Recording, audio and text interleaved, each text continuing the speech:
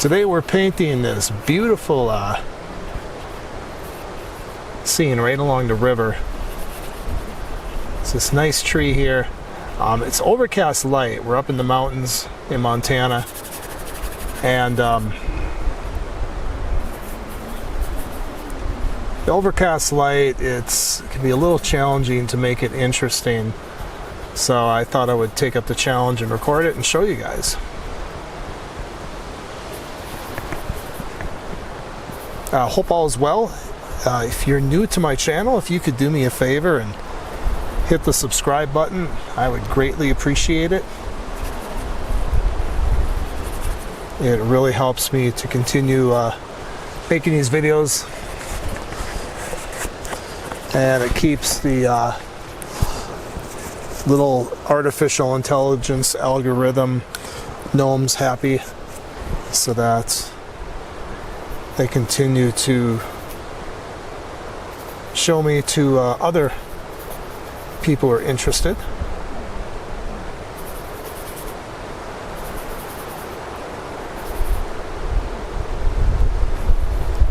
And if you are new, I welcome you, and thank you for watching. And I hope you find it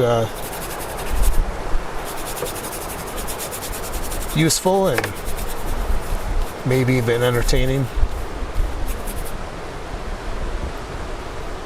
I will forewarn you, sometimes I get a little facetious and have a little fun, but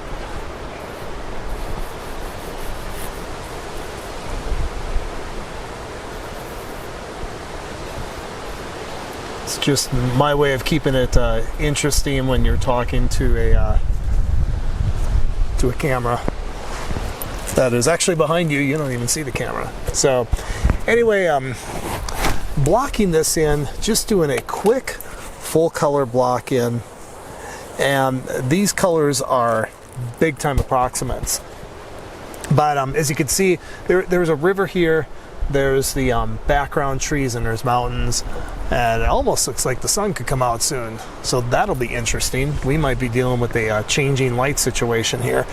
But right now, with my warms here and my cools back there, cool muted colors, it already has a slight sense of depth to it. And that's just by following the general rules of aerial perspective, where things generally cool and lighten in value as they recede. So off to a good start. We'll see if we can continue to make it good. So I want to start out as I usually do with my darkest darks, which are usually in the foreground.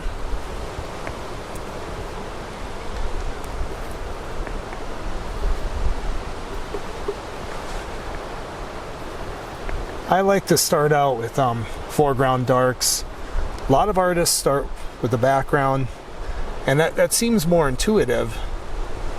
You know, get the stuff in the background painted first, and you can paint over it. But the problem with that, at least for the way I paint, is when you do that, well, it's easier to judge your foreground colors a lot of times, especially your darkest darks, than your background colors. You can lay down a nice, pretty solid black at times, and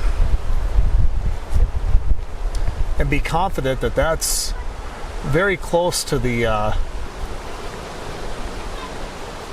dark colors or the blacks that are in your foreground and your subject. And then you can key everything else off of that. The background colors, more distant colors, in certain scenes especially, they tend to be a bit more ambiguous and make it more challenging to determine those, especially if you're painting skies first. I learned this from master artist Matt Smith, that if you start with the skies, and I used to always start with the skies, a lot of times you start painting those too dark.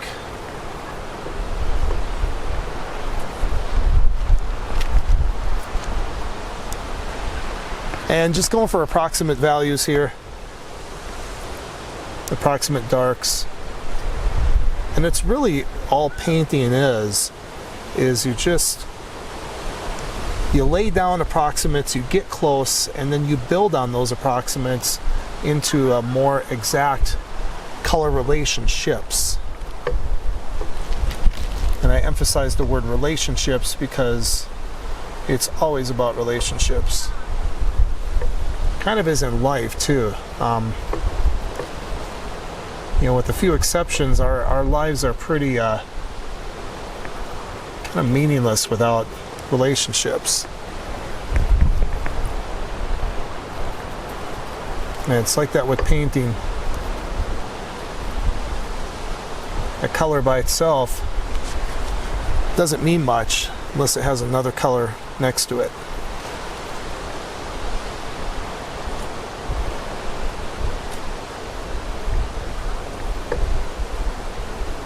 I'm not worried about replicating the exact shape of this tree. I don't have time to, and there's no need to do it. Now as I go back to these shadows, these darks back here, they are still pretty dark there. When you're dealing with overcast light,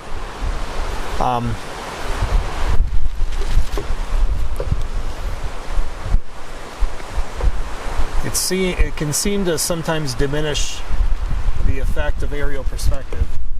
It's getting really windy out here.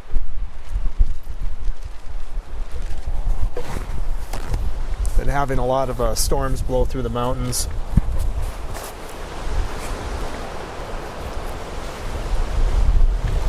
And what I'm going to do, though, I think, is I'm going to push this background back even more, give it even more aerial perspective than what I'm currently seeing there. So I'm not going to try to match, you know, what I'm seeing exactly.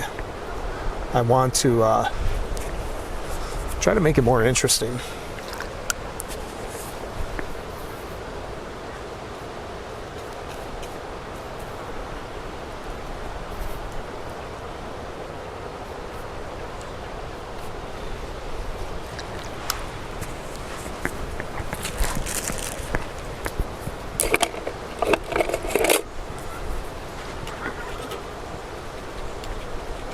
Going to just scrape this down a little bit.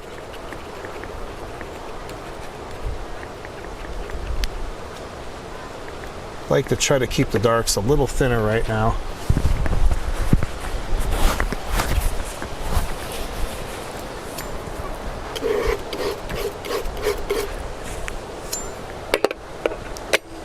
Okay, so there's this tree trunk, and it's a kind of cool, you know, gray color with a little bit of lavenderish tone in. That's going to be a little harder to judge.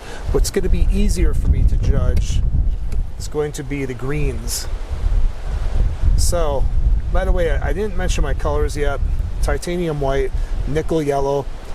This is cadmium chartreuse. I've been playing with this color a little bit on this trip.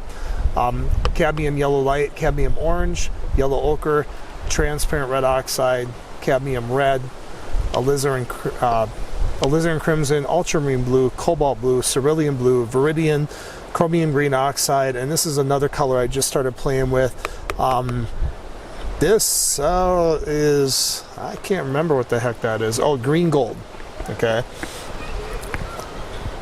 If I put a color on my palette, I should try to remember what the heck it is. So I'm going to play a little bit with this chartreuse color. Mix in some viridian, some yellow ochre. Oh, one more color I forgot to mention is Gamlin's Portland Gray. I do like using this color plein air painting, especially out west, because it's really nice for just pushing things back and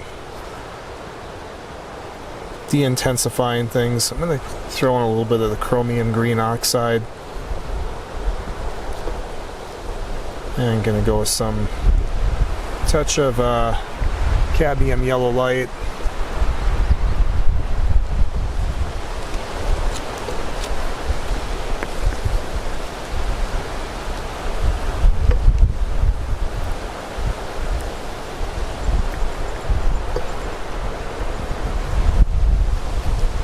Put in some notes of color, see how they look.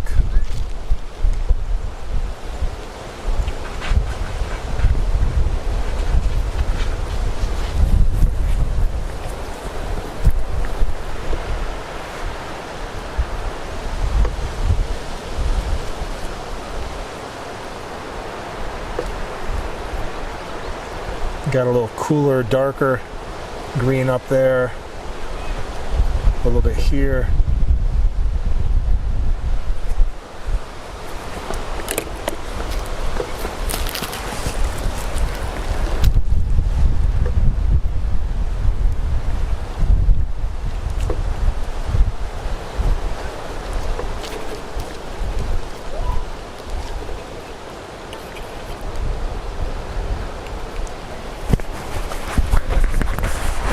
You'll see, I might kind of leave that kind of sketchy as is. I might switch to the palette knife here. I love using the palette knife for foliage.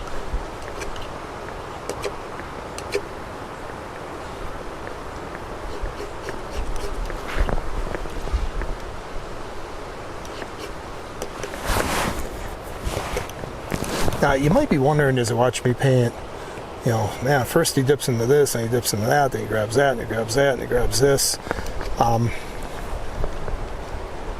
And it definitely doesn't seem very formulaic.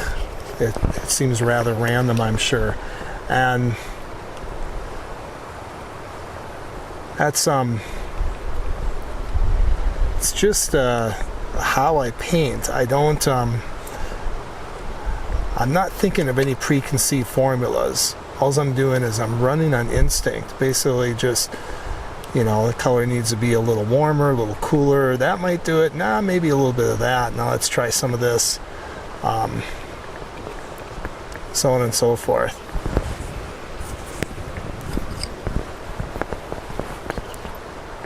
And one of the important things is how I have, and hopefully the wind's not hitting the mic too much, but one of the important things is how I have my colors arranged on my palette.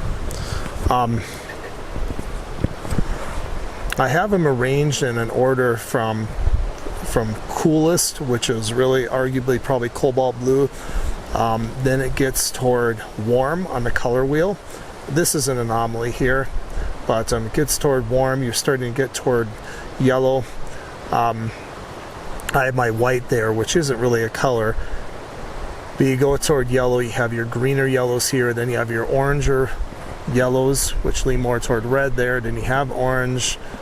This is a little bit of an anomaly, but for me it kind of fits in there within where it goes in the color wheel. Some people might argue it belongs there, but that's where I have it.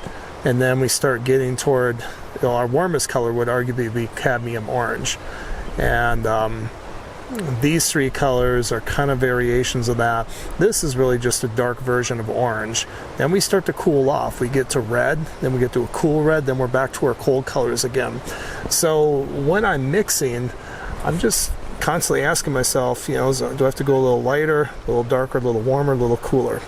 And then I'm just grabbing colors that I think will get me there.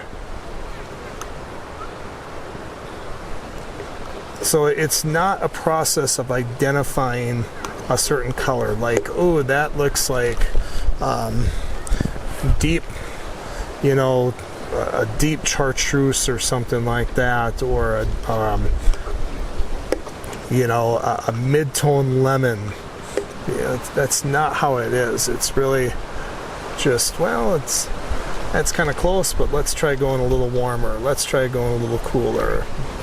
Let's go a little bit darker, a little bit lighter. And if I'm, say, in this area here and I got to go a little warmer, well, I'm going to grab maybe one of these colors. If I'm in this color here and I got to go a little cooler, maybe I'll grab one of these. If I need to neutralize, I'm going to jump way over to the green and neutralize it. If I need to neutralize a lot, if I need to neutralize it a little, then I'm going to go maybe here to neutralize it.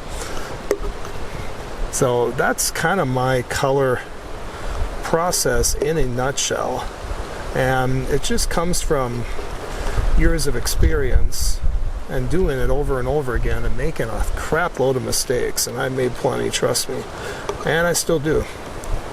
And when I put a new color on my palette, it's not a big deal, because I just have to identify where in the color wheel does this color fit, and to just stick it on my palette in that spot, and then I'm pretty good. So that's my color process in a nutshell.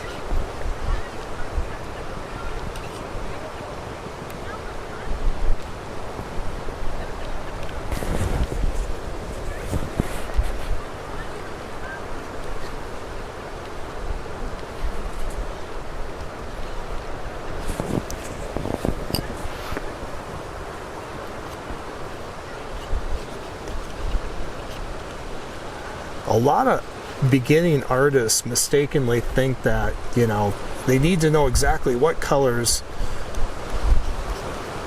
you know, an artist that they admire have on their palette.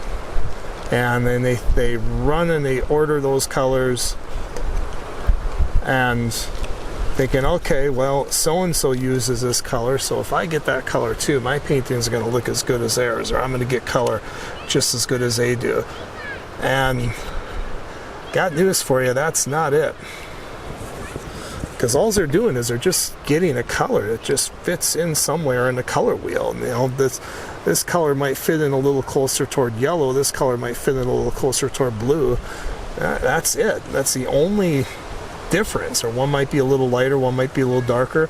There are some colors, arguably, that work better for certain subjects than others, but that's just that particular subject. That's not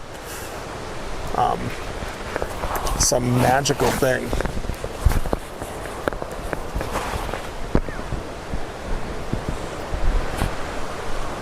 You know, I mentioned before, I love using this Gamblin's Portland Gray Warm for painting the light sides of mountains and that, and it gets me there quicker, but it's definitely not necessary. I just like it because when I'm plein air painting, you know, I got to move fast.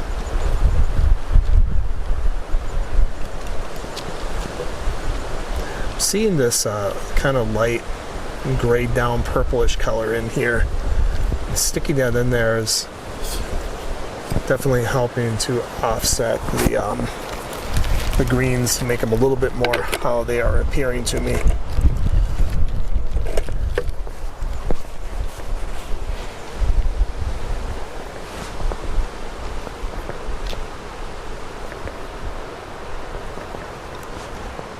By the way, check out my channel. I have a lot of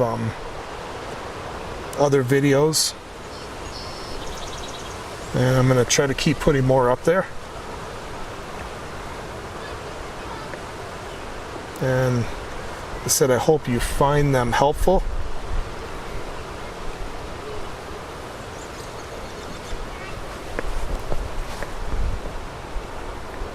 And if you want to support me even further than just a thumbs up and that, I do have a Patreon account where you can contribute a monthly amount to help me pay for my expenses. There are quite a bit of expenses that go into this.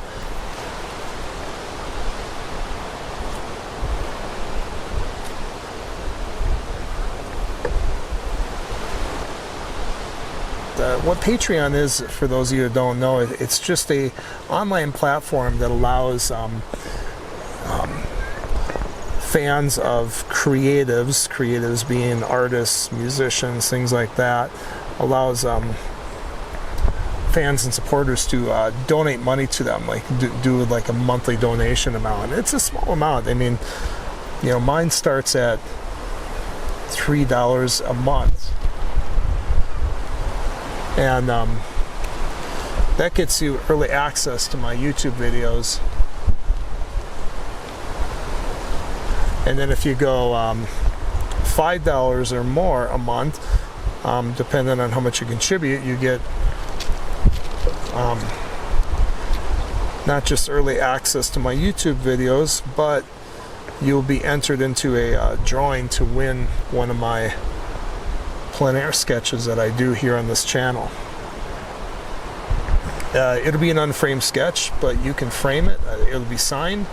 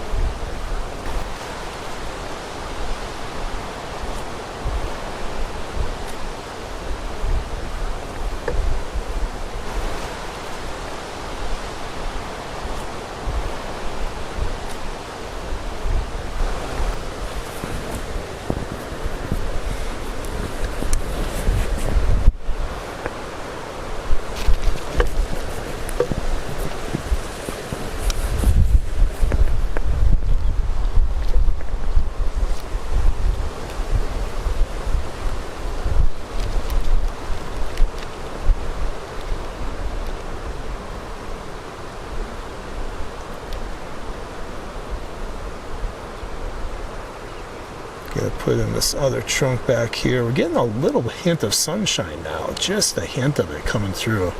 I'm on the shadow side of the mountain now.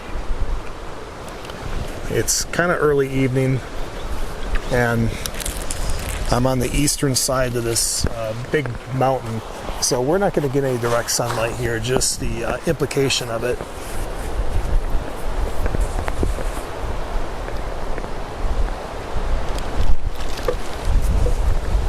All right, so let's get that river in there.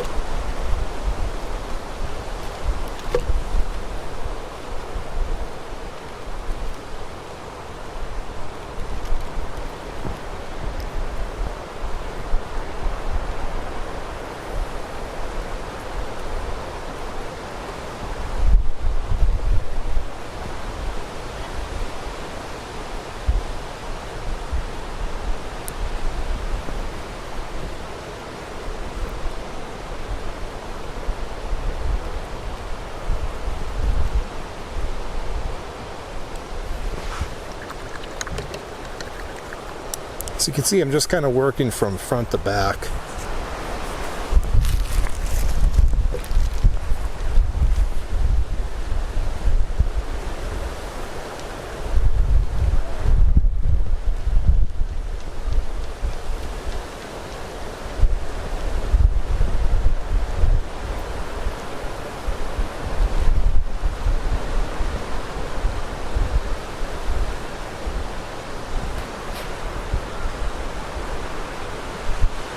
I wanted to say about colors too, you know, it looks like I have a fairly expanded palette, but I used to paint with just the three primaries in white. That's quite a while ago. And here's something to think about. Basically, all these colors in here are just a lot of smaller steps around the color wheel, okay?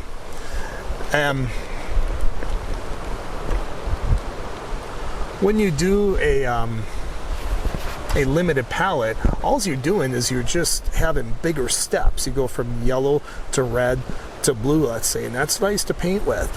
And I can get most of these colors in between here, between blue and yellow, which is basically green, I can get most of these steps between here by mixing blue and yellow and a little bit of white. Okay, some of them are difficult to do, like for instance Viridian is a little challenging, and you're not going to get cerulean blue very easily from that. Okay, but a lot of them you can. Same with alizarin. You're not going to get alizarin very easily by mixing blue with red, okay, and adding white. You're going to get something close. So it's not perfect, you know, it's not absolutely perfect, but it does get you there. It can get you there. And so when you're thinking about all these colors, you know, and I gotta get these fancy colors and all that stuff, you don't really need to have a ton of colors on your palette to make a good painting. I studied under Scott Christensen, and he actually for a long time worked with a very limited palette.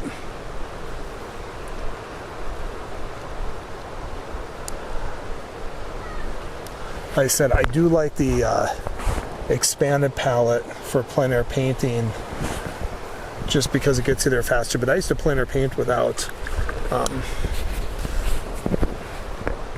with just the three primaries and white, and overall it worked well. I mean, I could suggest black and everything.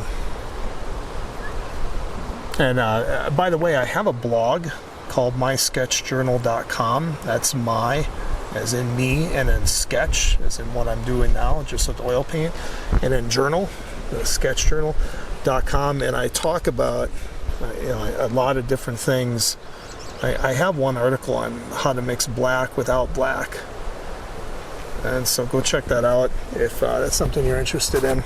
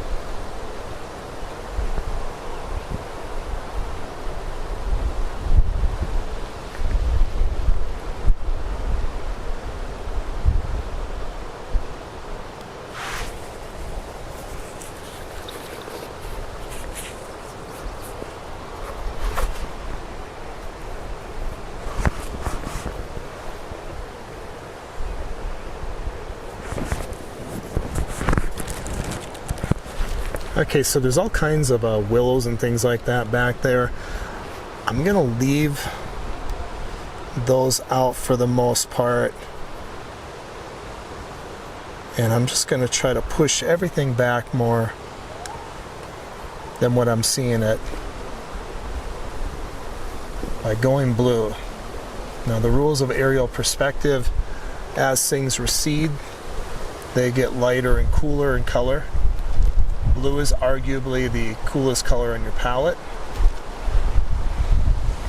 You can get into an interesting debate probably if you bring that up at a painting event. You can get into an interesting debate if you bring almost anything up at the painting event. But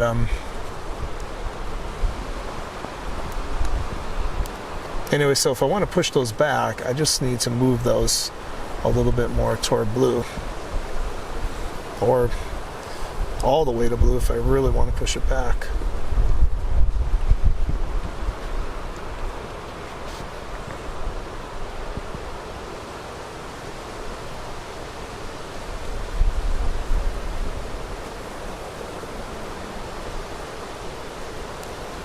Now this of course does not look exactly like the colors back there,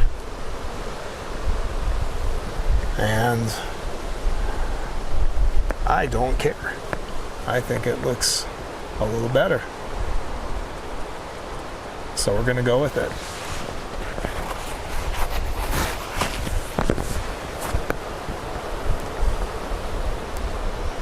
the copy nature exactly police will not bust down the door of my studio and arrest me, so.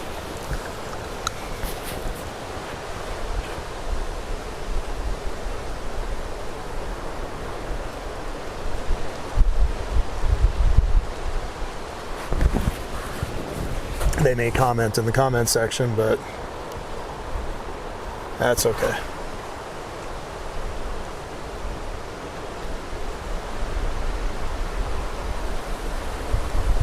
I'm putting in some green there to kind of tie it somewhat with the foreground.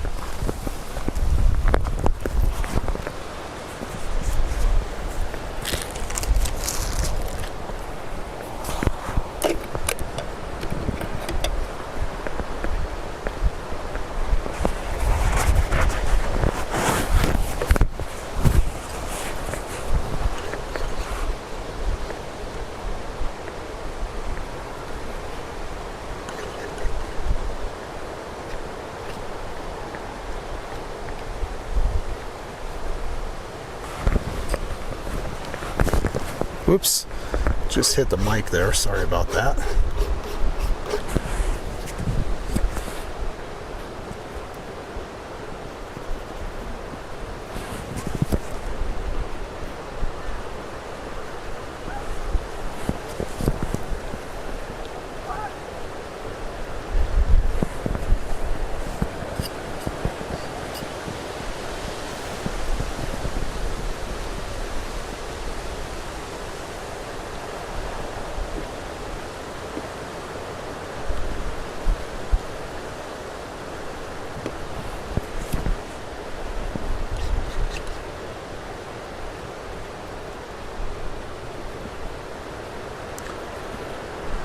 Just using a palette knife to kind of try to tie the whole thing together.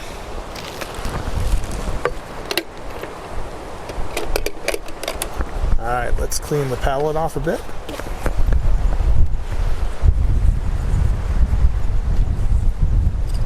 Okay, back at it. So now I'm going to put in, for me, what's kind of the star of the show, what I've been waiting to put in for a while.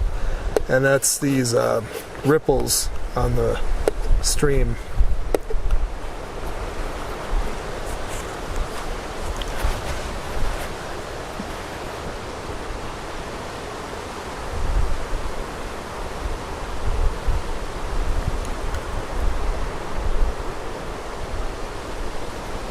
Because these are the lightest value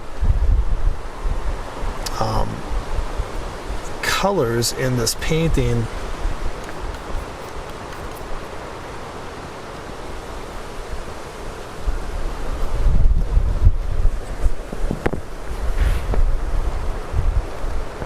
They're really gonna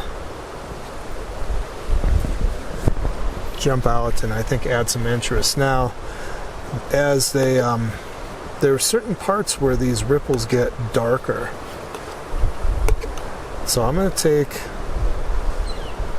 I was mixing Gambling's Portland Gray with white, and I mix a little Viridian.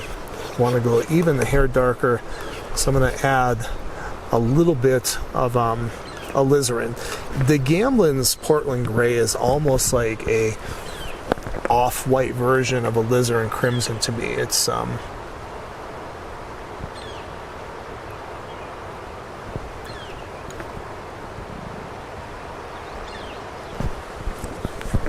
that's kind of where I think of it.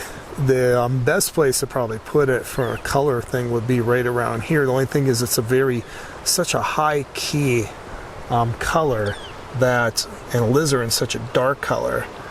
And I try to think a little bit in value as well with my color setup.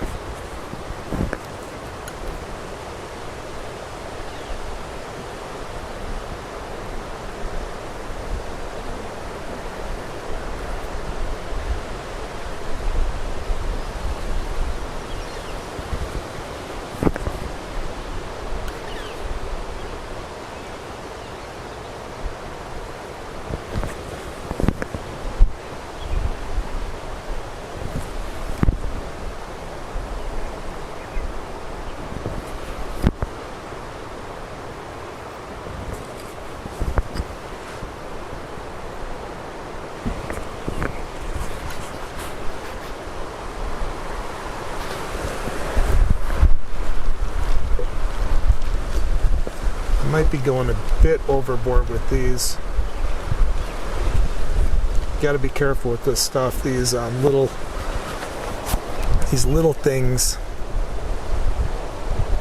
you can really overdo it if you're not careful.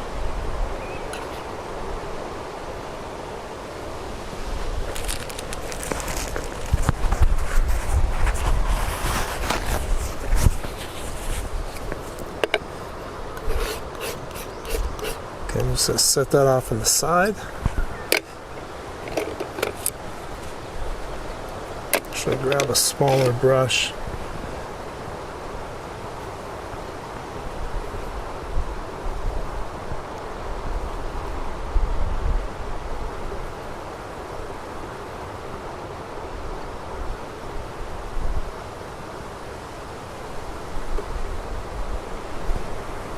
These darks back here in these willows, they look almost black when I look at them.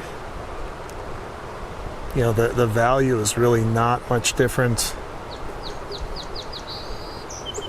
It's pretty much just as black as the dark values here, but I don't want to paint them that way. I'm going to slightly cool them off a bit and lighten their value. Otherwise, they're going to feel like they're just as close to the viewer as these trees are here. And I don't want that. I want them to feel further away.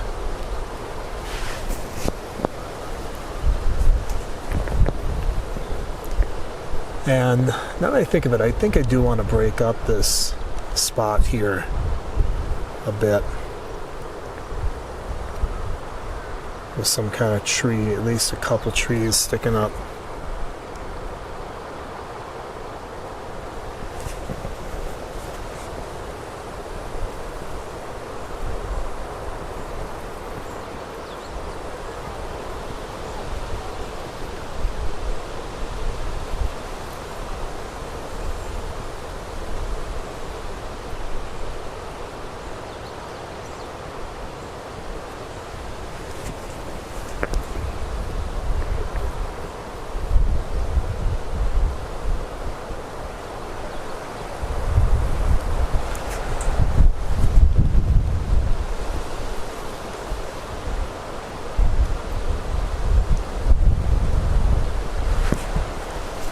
Kind of tough to do because the value of them is pretty much the same value as the background.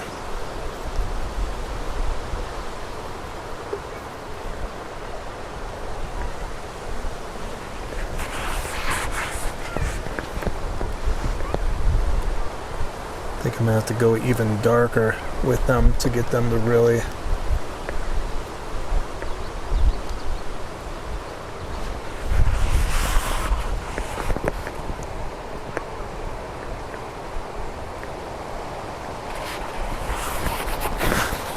I think I'll leave them like that.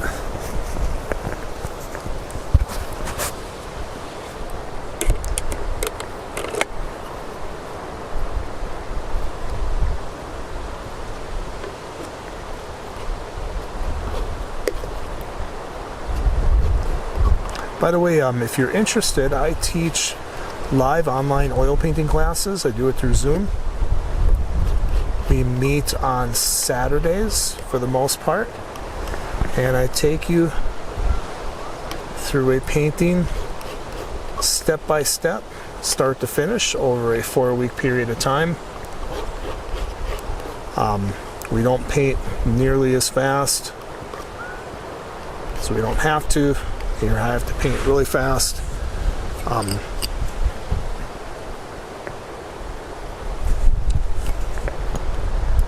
But you will learn a lot if you want to take your art to the next level. Getting solid instruction is one of the best ways to do it. I tried to go it alone for many years, and remember when I first started taking some workshops, it was like, oh my goodness, why didn't I do this so much sooner? Because there was just things that I was screwing up and doing wrong that I wasn't even seeing about my work, that getting good instruction just really opened my eyes to things. It's not magic. You still have to do a lot of your own work, but it really shortens the learning curve. All the sessions are recorded, so you don't have to, if you miss a session, if you miss all the sessions, really, you can just watch the recordings. Some people, I have students that have actually done that. And you get access, immediate access when you become a member to all the past sessions.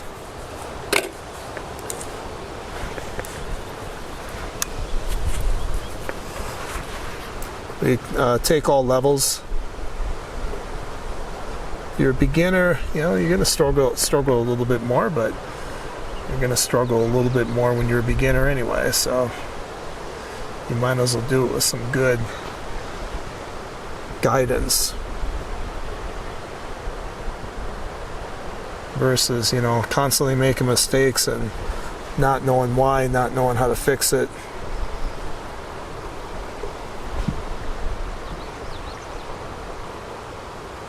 So if you're interested, check it out. Love to have you there. There's a link below.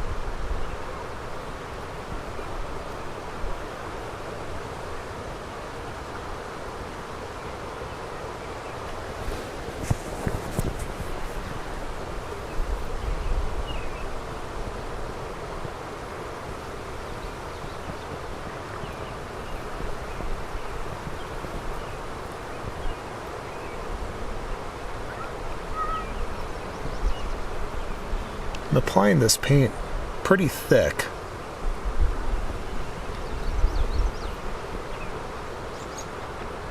And really just setting it on the canvas. I'm not pushing it down on the canvas. It's so important.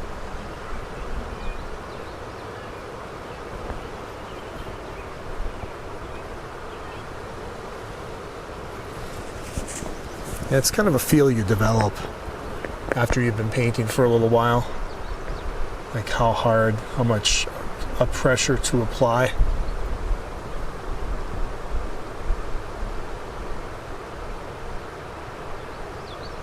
To get the results you want.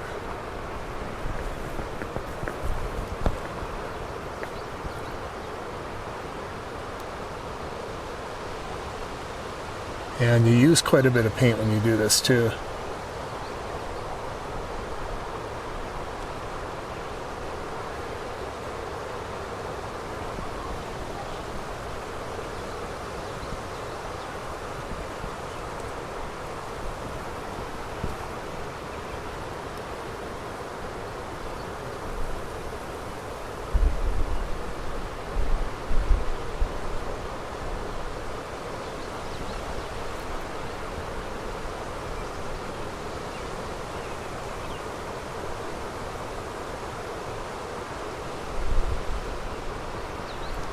Tell you, it's incredible being here. Even though the lighting isn't that great, you can just smell the pines, and there's nothing in the world like the smell of these alpine spruce and pine and everything. It's just so wonderful. There's something so calming and peaceful about it.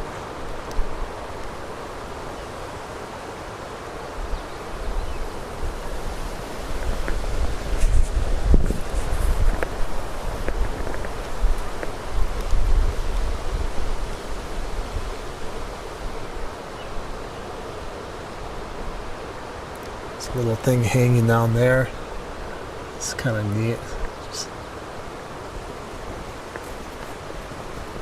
I don't always go for those minute details, but sometimes one just beckons.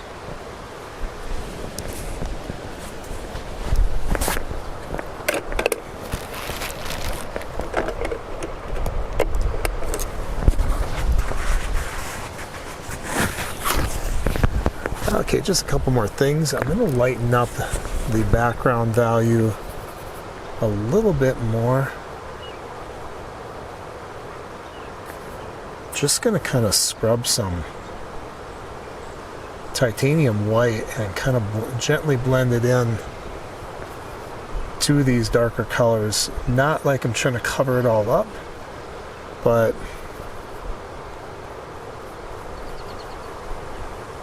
and this one, with this I am applying a bit more pressure.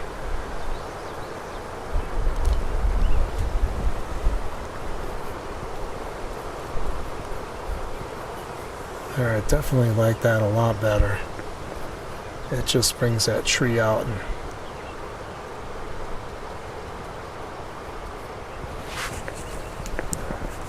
really helps it to glow.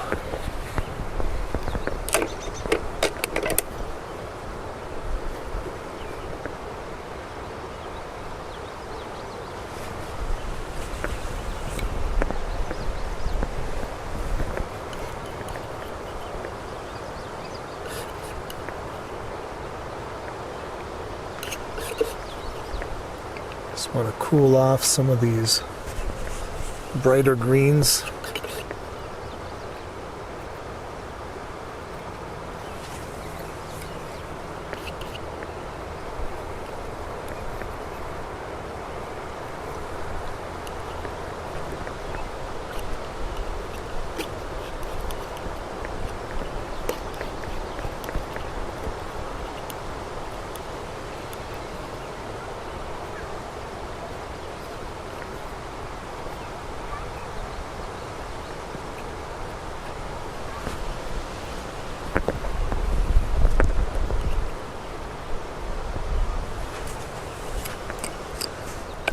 Alright, now I'm just going to take my badger hairbrush and do a little bit of smoothing.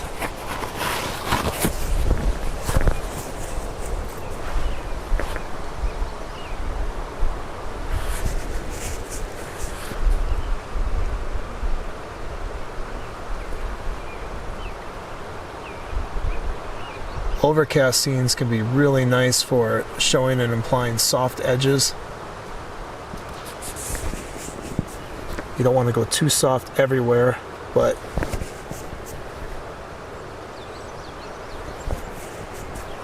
some here and there is definitely called for.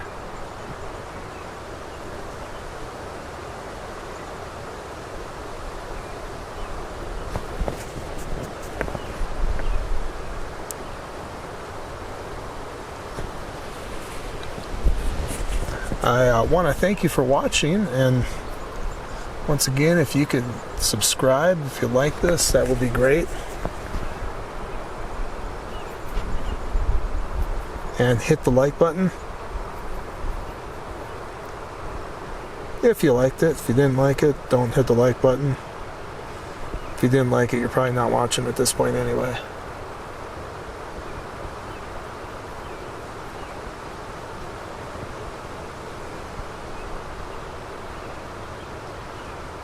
And if you are still watching, either you fast forwarded to the end, or you watched it all the way through.